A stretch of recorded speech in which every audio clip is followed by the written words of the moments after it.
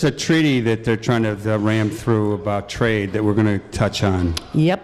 So, but We better first, get going. We better get going, is right. First and foremost, we have three close neighbors sitting up here with us today to talk about an issue that has a lot of energy behind it in our very close local hood, and that is this proposed parking garage. So I want to introduce Don Gordon. Say good morning, Don. Good morning, everybody. Wow. Whoa. Hot voice for radio. And Margaret Miser. Good morning, friends and neighbors. Yes. And Autumn Davids. Hello, all. All right. So this has been percolating for a while. There is one of the Pritzkers has bought up a lot of property in the neighborhood. We've seen some new buildings, and there is a request that the alderman has approved for a new parking lot at Sheridan and Sherwin. And it not only will take over an empty lot, but there is a building at 7331 where the Shambhala Meditation Center is, a beautiful old building that's going to come down too if the proposed plans go through. So that's a little bit of the background on it. And there's a lot of neighbors who are opposed to that, and they're going to share some information on that with us. Yeah. So fill in the blanks. Well, you mentioned a lot, Michael. It's at this point there's over 400 signatures that have been gathered, and and that's just sort of the tip of the iceberg. And there is a large contingency of people who are in the community who are certainly against this. There are people obviously who still don't know about it, but those Not after this morning. Well, hopefully not after this morning. Because we know the millions of you out there listening. And hopefully not after tomorrow either, because we're planning a rally at 1 o'clock at Leon Beach. That's where we're starting. And we'll be marching over to the Shambhala Center and then marching up to Colonel Pritzker's house in Evanston, protesting this. So fill in the blanks. Describe what exactly is at stake, and what's the plan, what's the proposal, and a little bit of that. The proposal, which you might see online, nocartowerblogspot.com, is a 180-foot in length, 4-story glass and brick facade. I don't know the square feet. It's going to hold 250 cars, and it's built right up to the lot line, which is going to take over a very tranquil residential space full of old-growth trees, part of our very pedestrian nature of our neighborhood, which makes us, I feel, really strong community-wise. So it's going to be really stick out. Not even Mies van der Rohe architecturally does not fit in any way. It's great to address the need of parking. There's a really strong desire to modify this, and there are many alternatives, and we would love to discuss any alternative, especially a green alternative in this day and age. We have everything at our fingertips. It could go underground, it could be solar, it could be the congestion. I know we'll address this more, but adding 250 cars, rush hour, to our residential street there, this certainly would not go in Evanston next to his residential home. I just want to make the comparison there. Our Sheridan Road is very residential in nature, although we have some institutions there. This is going to really drastically change and detrimentally how this community functions with the emphasis on cars and traffic and noise. So, Autumn, do you want to add to this? Well, there's a lot of history in regards to the Holmesman House, which is also known as 7331, also known as the Shambhala Meditation Center. I mean, the building... I'm sorry, what did you call it again? The Holmesman House? Yes. I thought it was the Bach House.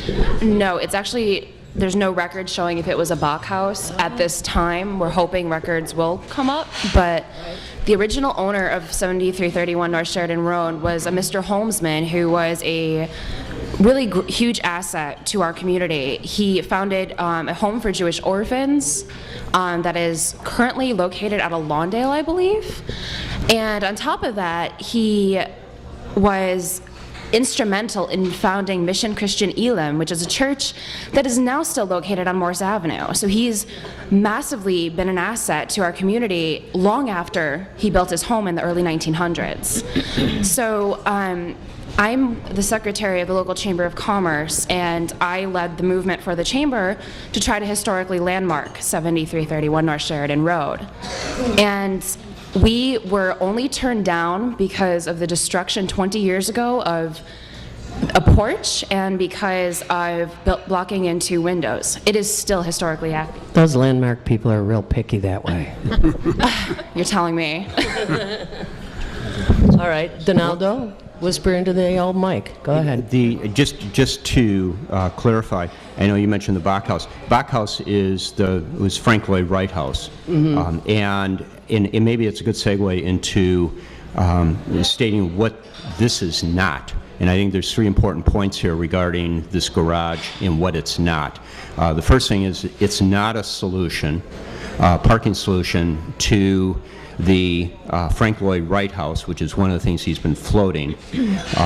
Certainly, there isn't a need for a 250-car garage, and there's plenty of space behind both the Bach House, the Frank Lloyd Wright House, and the house immediately next door to it, which is a bed and breakfast now called Cat's Cradle. And when we look at that, you figure, well, it might not look too great being on the back of their property, and we're thinking, well, what's good for the goose should certainly be good for the gander here. In any case, there's room behind both of those houses if you needed parking specifically for that. Second thing is it's not a solution to the parking at the Farcroft, which is the building you just got done on Fargo. The Farcroft is an unusually large building, 13-story building on Chase. Yes, that's correct. I'm sorry, Fargo. On Fargo. Right at, And the reason that it's not a solution, first of all, it's a solution that's looking for a problem. The Farcroft was well populated for years in this community without the necessity of having to have any parking behind it. The parking lot is a couple blocks away, so even if you assume that most of the people that are moving in there are going to have cars, it's quite a stretch to say, well, they're going to walk a couple blocks to go park. And if they were, there's other alternatives, paid parking that are going unused right now all along Sheridan Road, from the spot over by the gas station that's over at Howard, and plenty of other spots. Third thing is that it's not reflective of the values of this community in any fashion, regardless of whether you change the footprint and move it back or whatever. Putting a 250-car parking garage in this community on Sheridan Road, which is our front door, is basically delivering the message that this is a community that welcomes people who drive. Come on in, the water's fine. We welcome people who drive to come into this community, as opposed to the values of this community, which is people who take public transportation and cycle. It's one of the most walkable communities in the country. There's standards that are set for that, and we consistently rate high in that. There's no need for a parking garage, and that I think probably states more than anything else why this is so wrong for Sheridan Road, aside from the fact that it's out of character for Sheridan Road as well. Does it give us some kind of advance warning about plans for more development along Sheridan Road? If you know what I mean. Well, we were essentially left out of this process. We were able to attend a forum about it where it was overwhelmingly voted down. Wait, what was voted down? The presentation of this garage and its location had a very negative reception. Okay, thanks. A loud negative reception. So we weren't. Although we made our voices heard, we really worry what else is coming without our input. So this also is within a block to the lake. After the hearing that's coming up September 20th at the Zoning Board of Appeals, which only really votes on the setbacks. The presentation they have to make is the setbacks. This goes lot line to lot line right up to the sidewalk, which is also not like anything else on Sheridan Road. This will go forward to the Plan Commission, which takes into consideration what's good for the natural resources of the lake. This is so not good for the lakefront. Do you think, in our time remaining, do you think that there is some hope for blocking this in some way? I mean, you're going to have a protest march and a rally tomorrow going from Leon Beach all the way up to Colonel Pritzker's crib up in Evanston. And then you have this hearing with the Zoning Board of Appeals. What's your, if you were betting people, would you say will happen at the Zoning Board of Appeals? And say it does get approved by the Zoning Board of Appeals, what would be the next step, if any? The next step is that it would move on, regardless, either way it goes, but it would move on to the Chicago Planning Commission because it's within the Lakefront Protection Zone. That would be the next and final meeting. To answer your question, though, specific to it, I think if the downside of this is that, yeah, it certainly looks good for this getting approved because of the way the processes have worked before with the Zoning Board of Appeals. On the other hand, we're also looking to appeal to Colonel Pritzker himself. We were going under the assumption that he does not know that much about what's going on here. He typically doesn't get that involved in his projects. He's very reclusive. So we're making an appeal to him as well, that this doesn't fit into the community, that what he's done so far, he's really allied himself with the community. He's done some really nice projects in the community which have been supportive. If he wants to become our adversary, you know, we can put it in terms he understands. We can put it in military terms. This is only the first battle. In all due respect to the Colonel Pritzker, Colonel Pritzker is now Jennifer Pritzker. Yes, that's correct. Yes, it's a she now. She. Sorry, she, yes.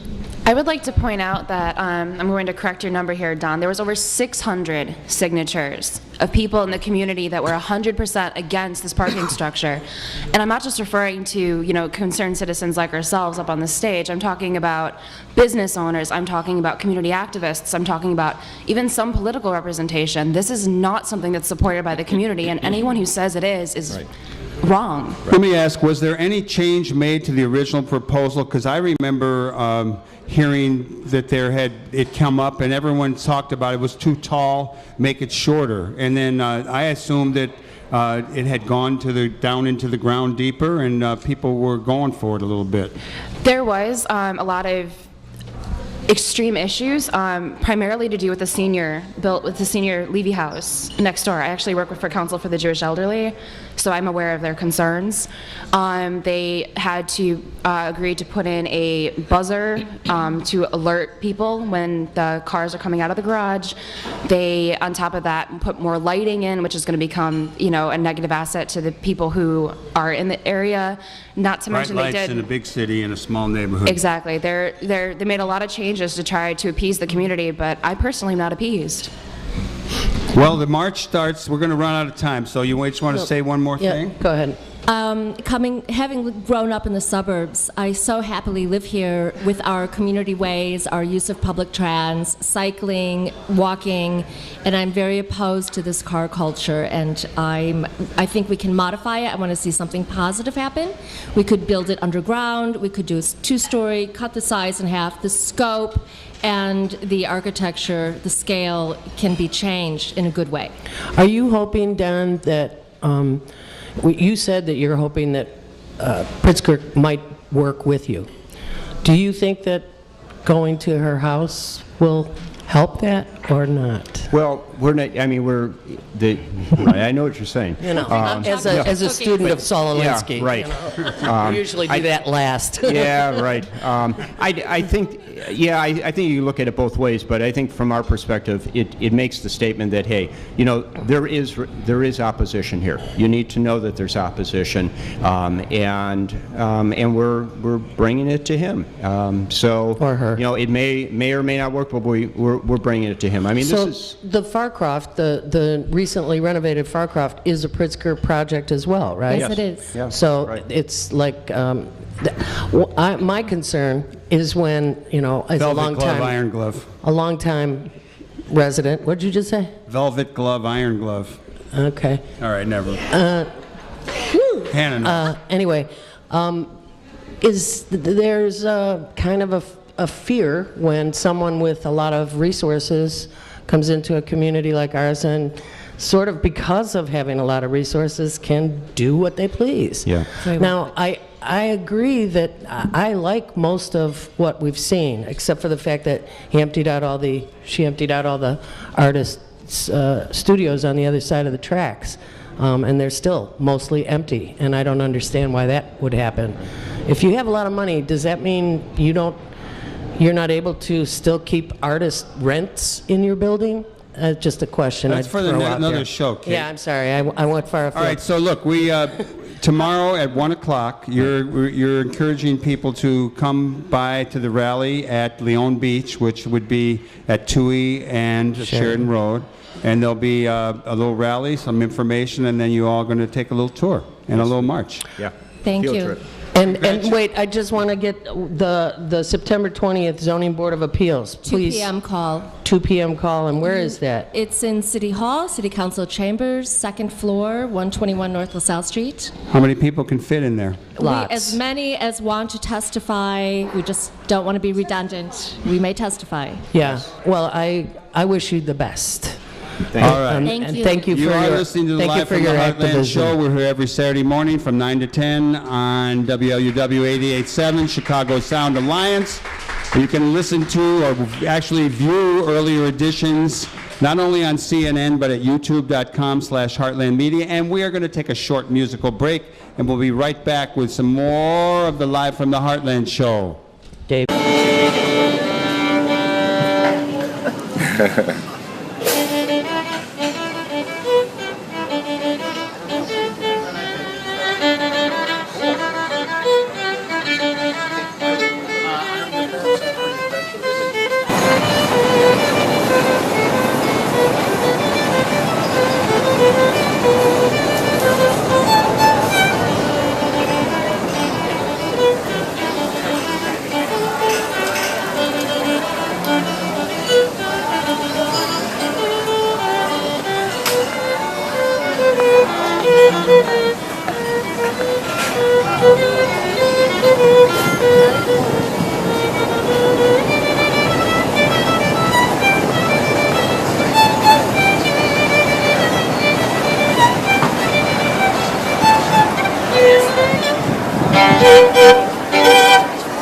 Bravo. Bravo, bravo.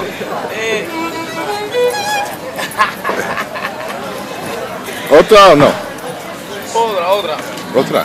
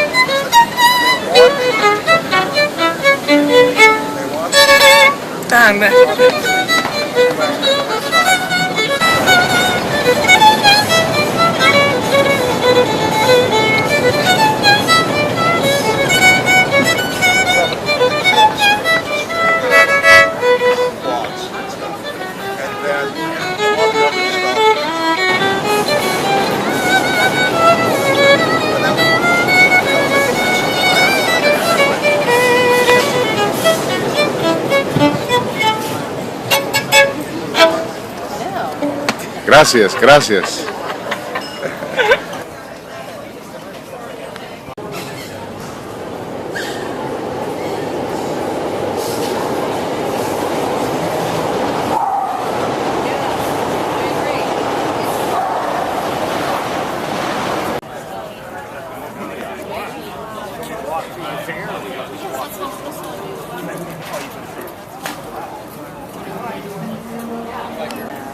talk about going into a smaller place and it's like, that's not going to help.